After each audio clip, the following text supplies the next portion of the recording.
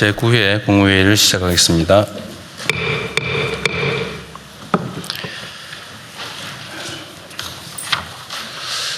대내외적으로 여러 가지 어려움들이 닥치고 있습니다.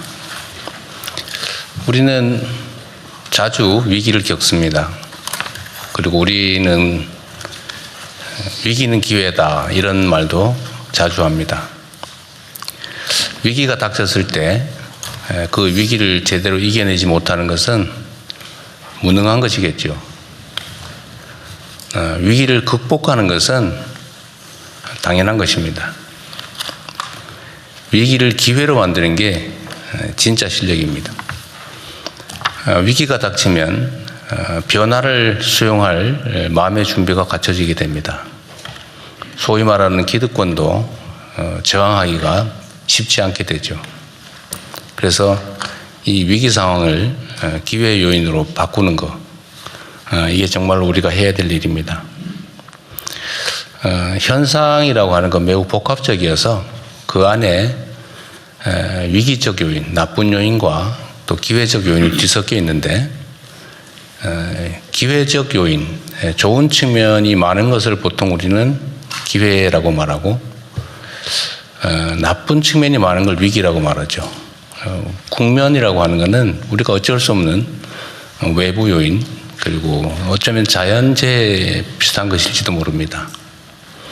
근데 이 중에 나쁜 요인을 최소화하고 좋은 측면을 최대한 키우면 위기 상황이 기회 상황이 되기도 하는 겁니다. 우리는 권한이라고 하는 걸 가지고 있기 때문에 있는 상황을 잘 정리하고 그 중에서도 위협 요소, 또 나쁜 요소들을 최소화하고 또 좋은 요소들을 극대화할 그런 힘이 있습니다. 이 힘을 잘 활용해서 현재 상황을 잘 정리하면 더 좋은 상황을 얼마든지 만들어낼 수 있습니다. 그게 저는 진정한 실력이라고 생각합니다. 우리는 이제 예를 들면 무슨 시험을 볼 때 시험 문제가 어려워지면 낙담을 하고 시험 문제가 쉬워지면 좋아하는 경향이 있죠. 그런데 자세히 제3자적 관점에서 보면 시험이 어려워도 모두가 똑같이 어려운 거지 나만 어려운 건 아니죠. 시험이 쉬우면 다른 사람도 마찬가지로 쉽습니다. 결국은 평소에 얼마나 준비했느냐에 따라서 결과가 결론 나는 거죠. 갑자기 시험이 쉬워져서 내가 좋아지는 거 아닙니다. 지금의 국제 상황도 모든 국가들이 겪고 있습니다. 또 우리 뜻대로 그 상황을 피할 수도 없습니다. 그러면 결국은 피할 수 없으면 즐겨라, 이런 말이 있는 것처럼 현재 상황을 냉철하게 잘 분석하고 수용하고 그 속에서 기회 요인을 극대화하면 오히려 우리가 더 나은 상황으로 나아갈 수 있다. 상대적인 것이라고 생각합니다. 그래서 우리 국무위원 여러분들의 역할이 그 어느 때보다도 중요합니다. 과거 어느 때보다도 더 절박하게 또 충실하게 최선을 다하면 지금의 상황을 더 나은 상황으로 만들 수 있다라는 게 저의 생각입니다. 아주 잘하고들 계신데 앞으로도 계속 최선을 다해 주기를 부탁드립니다. 중동 지역의 긴장이 심화되면서 에너지 수급, 해운 물류, 금융시장 등 세계 경제 전반으로 불확실성이 빠르게 확대되고 있습니다. 지금은 이러한 외부 충격이 민생과 경제산업에 미칠 영향을 최소화하는 데 모든 국가적인 역량을 총동원해야 되겠습니다. 가장 시급한 과제는 물가 안정입니다. 최근 유류비의 가파른 상승으로 화물 운송, 택배, 배달, 하우스 농가처럼 국민 실생활과 직결된 분야의 어려움이 가중되고 있습니다. 정부는 민생 현장에 이 같은 부담을 실질적으로 덜기 위한 정책을 적극적으로 발굴해서 신속하게 집행해 주시기 바랍니다. 석유 최고 가격제 집행, 에너지 세제 조정과 또 소비자 직접 지원을 포함해서 추가적인 금융 재정 지원도 속도감 있게 검토해야 되겠습니다. 외부 요인을 완벽하게 통제하기는 어렵지만 다양한 정책 수단을 효과적으로 활용하면 국민 경제에 가해진 압박을 충분히 낮출 수 있고 또 기회로 만들어낼 수 있을 것입니다. 비상한 상황인 만큼 기존 매뉴얼이나 정책을 뛰어넘는 방안과 속도로 시장의 불안 심리를 안정시켜야겠습니다.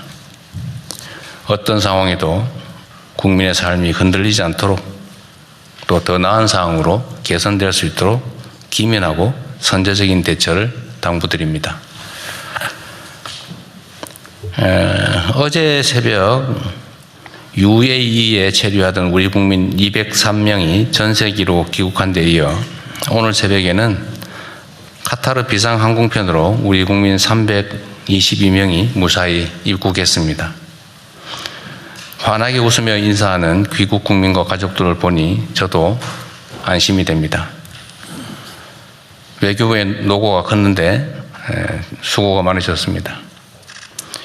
또 전폭적으로 협력해 준 UAE와 카타르 정부에게도 감사 말씀을 드립니다. 그러나 아직 현지에는 많은 국민들이 남아 계십니다. 관계부처는 파견 중인 정부 합동 신속 대응팀을 중심으로 모든 국민들이 한 분도 빠짐없이 안전하게 대피하실 때까지 긴장의 끈을 놓지 말고 최선을 다해 주기 바랍니다. 전세기 추가 투입을 필요하면 군용기 활용 방안도 적극 검토해야 합니다. 안전한 임접 국가로의 육로 이동도 서둘러 주시기 바랍니다. 특히 불가피하게 현지에 머물러야 하는 필수 인력의 안전 또한 각별하게 챙겨주기 바랍니다. 꼼꼼하고 신속한 대피 계획 추진을 당부드립니다. 오늘 보고 토론 사항에 있기는 합니다. 지난 22년에 발생한 전세 사기 사태로 여전히 많은 국민들께서 어려움을 겪고 계십니다. 스스로 유명을 달리한 피해자도 파악된 것만 7명에 이릅니다. 민생 안전과 공동체의 신뢰를 훼손하는 전세 사기 범죄의 근절을 위해서는 주거 안정에 대한 사회적 책임성을 보다 강화할 필요가 있습니다.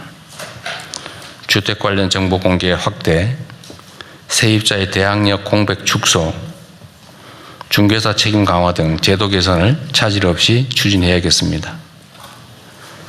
전세 사기 근절 역시 우리 사회에 잔존하는 비정상의 정상화를 위한 핵심 과제라는 말씀을 드립니다.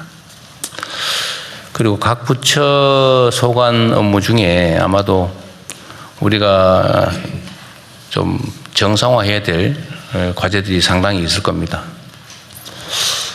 소위 우리가 이제 개혁 과제라고 얘기하는 거긴 한데, 뭐 굳이 개혁이라고 하는 이름을 붙여서 심정적인 저항감을 굳이 유발할 필요가 없다는 생각도 듭니다. 실제 상황을 바꾸면 되는 거죠. 그리고 결과가 중요하다 말씀을 드립니다. 우리 총리께서 한번 이걸 고려해 봐 주시면 좋겠는데, 뭐 예를 들면 국가정상화위원회라든지 뭐 이런 일종의 좀 팀을 만들어서, 물론 우리가 다 해오던 일이긴 한데 좀 비정상의 정상화 사업을 각 부처 단위로 좀 주요 과제를 좀 뽑아가지고 모아서 종합해서 한번 해보시면 어떨까 하는 생각이 좀 듭니다. 그것 한번 논의해 보시고요. 덧붙여서 지금 최근에 주한미군이 뭐 포대라든지 방공무기를 일부 국외 반출하는 게 이제 논란이 되고 있는 것 같습니다.